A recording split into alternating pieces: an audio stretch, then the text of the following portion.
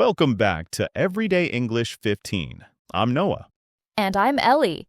Today we're doing something incredibly powerful to improve your English fluency. It's an active practice session called shadowing. That's right. The concept is simple but revolutionary. We'll say a popular English phrase and you'll repeat it out loud right after us. Your goal is to copy not just the words, but the music of the language, the rhythm, the intonation, and the feeling. This is your gym for English speaking with no pressure at all. Are you ready to begin? Let's jump right in. We'll start with the absolute basics, everyday greetings. These are your bread and butter. Here's a super common, friendly way to ask how you are. Listen closely, then you say it. How's it going? Fantastic. Now let's break that down. Did you notice how Ellie didn't say, "How is it going?" The words how and is get blended together into a contraction, how's. This is a massive key to sounding natural. You can use this phrase with a coworker, a friend you see on the street, or the person making your coffee. The expected answer is usually short, like, "Good, you?" or "Not bad." That's a great point, Noah. It's all about that natural flow. Okay, here's another one for when you see someone you haven't talked to in a little while. It's warmer and invites a bit more of a story. Ready? What have you been up to? Excellent. This is one of my favorites. It's so much more personal than just, "How are you?" It's asking, "What has been happening in your life since we last spoke?" You might hear people shorten it even more to, "What have you been up to?" It's perfect for reconnecting with an old friend or a colleague after a vacation. Exactly. Now, what if someone asks you how you are and you're feeling good?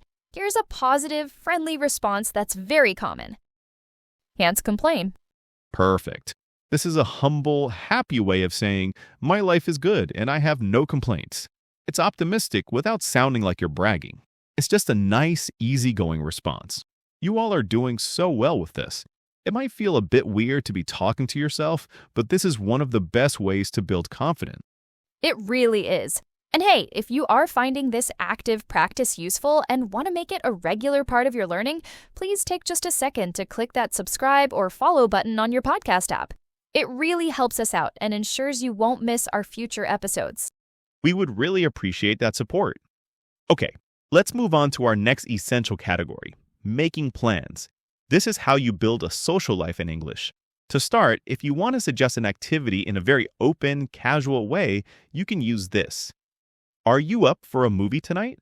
Nice one. Are you up for is a fantastic informal way to say, do you want to? It feels very collaborative and low pressure. I might text a friend, are you up for trying that new cafe this weekend? You can replace movie with anything. Are you up for grabbing dinner? Exactly. Now, what if you're the one being invited? If you'd love to go, here's a great, enthusiastic way to accept. I'd love to. What time? Great job.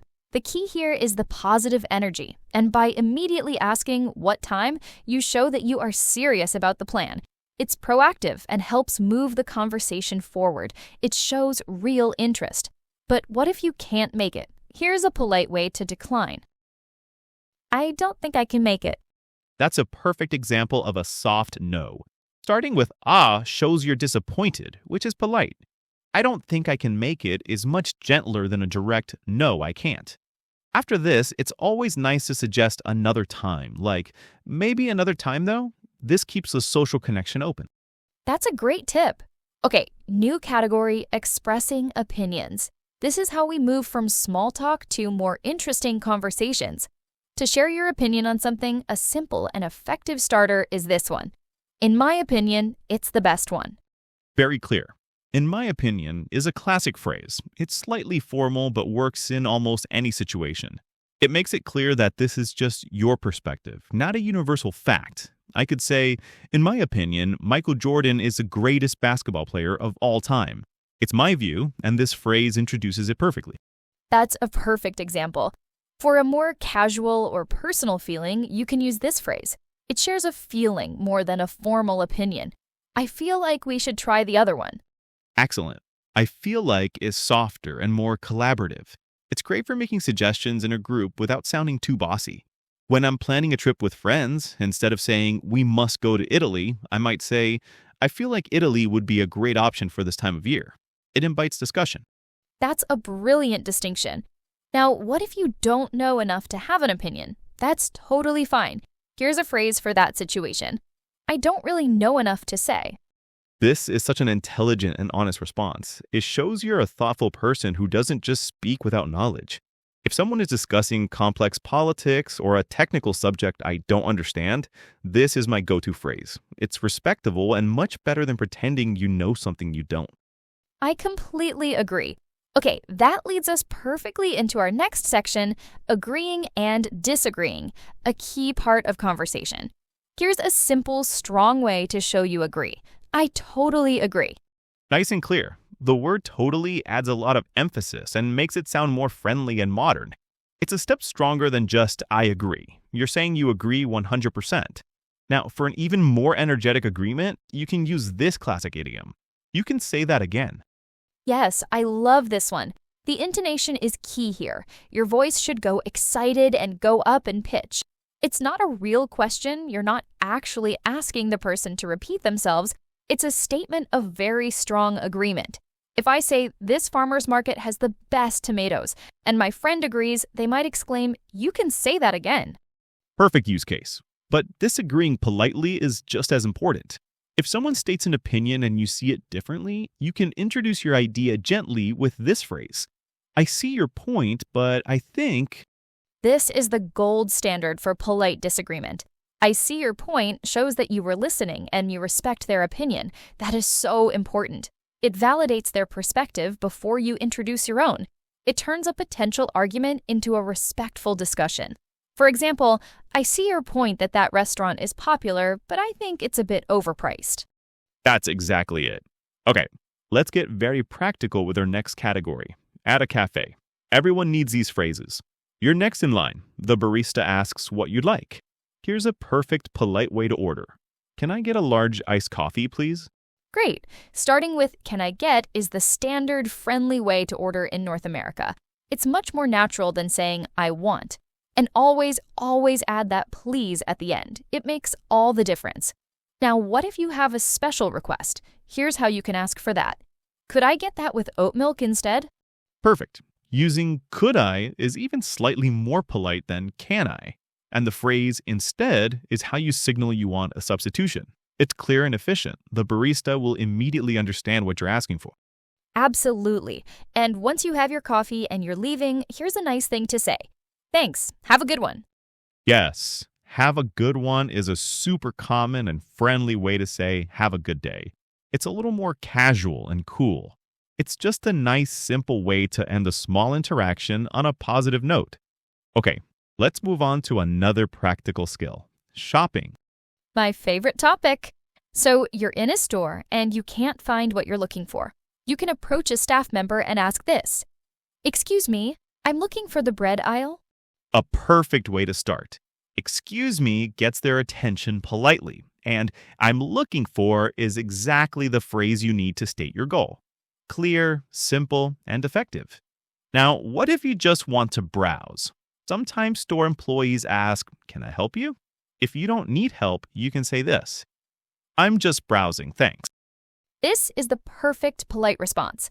It lets them know you don't need assistance right now, so they can go help other customers. The thanks at the end makes it friendly. I use this all the time when I'm just getting ideas and not ready to buy.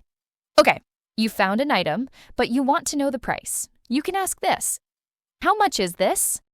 Simple and direct, the most basic and important question in shopping. But what if you think the price is too high and you want to leave it?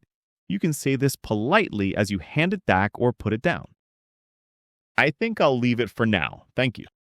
This is a really graceful way to decide not to buy something. I'll leave it for now is much softer than I don't want it. It's polite and doesn't close the door entirely. You're doing great, everyone. Let's do our final category before the wrap-up. Ending a conversation. This can be the most awkward part of an interaction, so having a phrase ready is a lifesaver. You've been chatting to someone, but you need to go. Here's a great transition phrase. Well, I should probably get going. This is the perfect gentle signal that the conversation is coming to a close. Starting with well and adding probably makes it sound softer, less abrupt. It's my go-to phrase for gracefully exiting a chat. Now, to make the ending warm and positive, you can add this. It was great to see you. A wonderful positive statement. It leaves the other person feeling good about the interaction. It reinforces the connection you have. Finally, as a last goodbye, instead of just bye, you can use this warm phrase. Take care.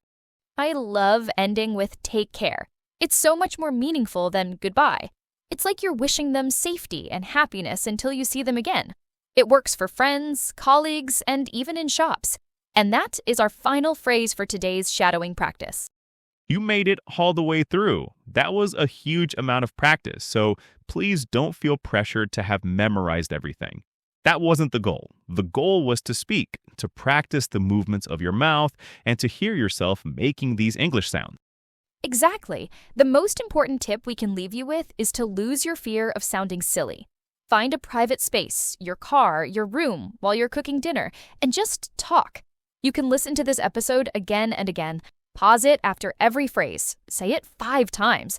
The more you do it, the more automatic it will become in a real conversation. That's the best advice there is. You're building a new skill and it takes practice. Be patient with yourself. Thank you so much for joining us today and for putting in the effort. This has been Everyday English 15. Keep up the amazing work. We are so proud of you.